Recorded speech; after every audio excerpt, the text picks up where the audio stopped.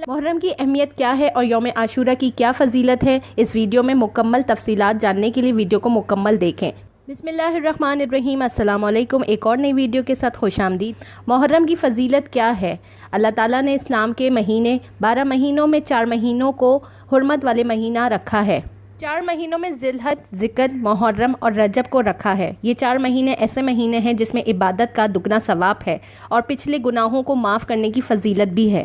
Video کو مزید discuss کرنے سے پہلے آپ سے چھوٹی سی ریکویسٹ ہے کہ ویڈیو کو لائک کر دیں، چینل کو سبسکرائب کر دیں اور بیل آئیکن کو پریس کر دیں۔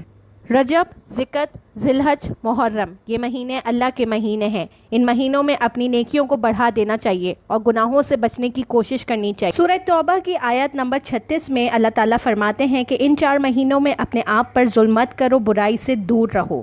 اگر کوئی برائی کرے تو اس سے بچنے کی کوشش کرو اور اگر کوئی نیک کام کرے تو اللہ اس کا اجر بڑھا دے گا۔ ان مہینوں میں چھوٹے بڑے ہر گناہ سے بچنے کی کوشش کرو اور ان سے دور رہنے کی کوشش کرو۔ حدیث سے یہ بات بھی ثابت ہے کہ رمضان کے روزے کے بعد اگر کسی روزے کی اہمیت ہے تو وہ عاشورہ کے روزے کی اہمیت ہے۔